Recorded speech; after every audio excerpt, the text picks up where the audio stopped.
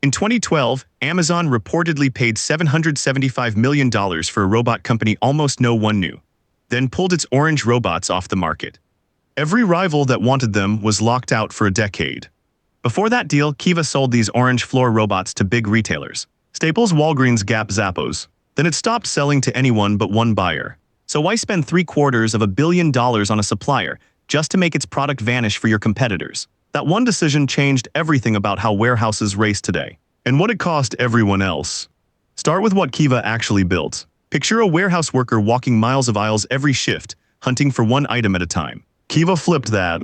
Instead of sending people to the shelves, small robots slide under an entire shelving pod, lift it, and carry the whole shelf to a person standing still at a station. The shelves come to you.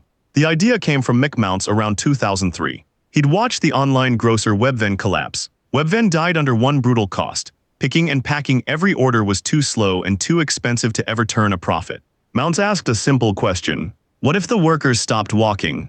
Here's why it mattered so much. A picker at a fixed station, with shelves delivered on demand, could handle roughly 2 to 4 times more orders than one walking the floor. No wasted steps, no hunting, just reach, grab, repeat while the next shelf rolls up behind. The robots handled the miles, the humans handled the hands. That productivity jump is the whole reason anyone cared about a squat orange box on wheels, and the reason a giant would soon want it all to itself. Now the business side.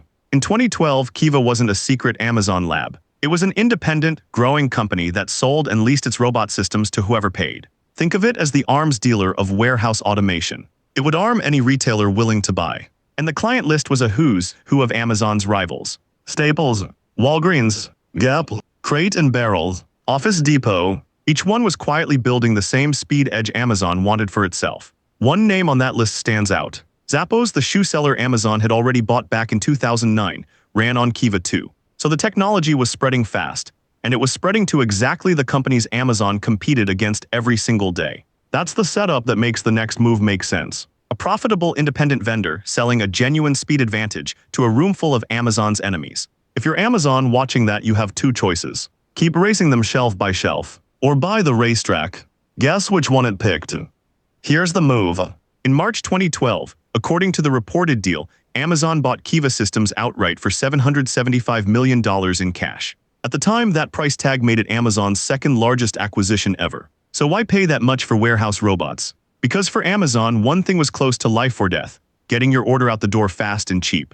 That's fulfillment. The whole job of picking, packing, and shipping what you clicked. And fulfillment was Amazon's battlefield.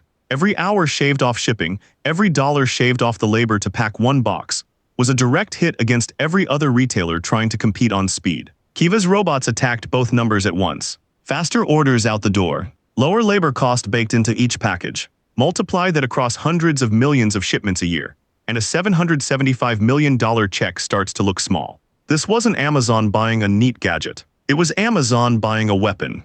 One aimed squarely at Walmart, Target, and everyone else still sending workers to walk the aisles. And then it did something almost no one expected. Here's the twist that made it a masterstroke. After the deal closed, Amazon quietly wound down Kiva's outside sales. New retailers couldn't buy in. Existing customers watched their contracts run out with no renewal. One by one, the orange robots stopped arriving anywhere but Amazon's own buildings. In 2015, Amazon even erased the old name, rebranding Kiva as Amazon Robotics. The tech went internal only.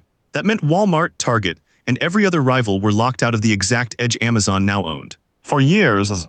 Think about what that does to a competitor. The best warehouse robot system on the market suddenly isn't on the market at all. So a hole opens up. And where there's a hole, that big startups rush in. New companies like Fetch Robotics, Gray Orange, and 6 River Systems sprang up racing to build a Kiva replacement from scratch.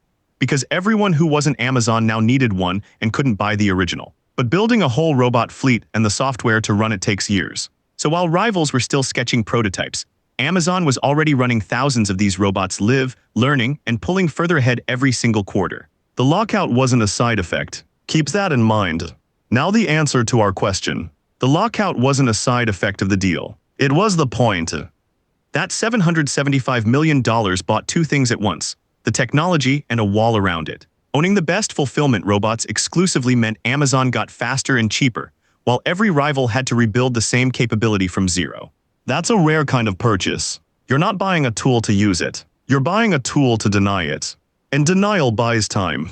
Remember the decade framing. From 2012 to roughly 2015, the market simply had no Kiva to buy, and it took years after that for the startup replacements to mature into a real, competing ecosystem. Every one of those years, Amazon's warehouses were compounding a lead nobody else could match. The robots didn't vanish. They just vanished for everyone who wasn't Amazon.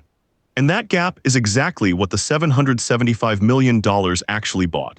So what's portable here beyond one robot company? 3 rules. First, an acquisition can be a weapon, not just a purchase. Sometimes the value isn't what you gain. It's what you take off the table for everyone else. Second, watch what a buyer does after the deal, not just the price. Winding down outside sales told you the real strategy louder than any press release.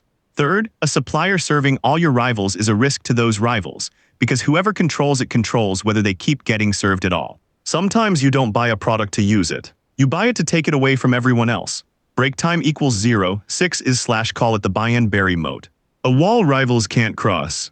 Want to see who Amazon aimed those robots at next? Watch our breakdown of the modern warehouse race. This is analysis of public reporting, not investment advice.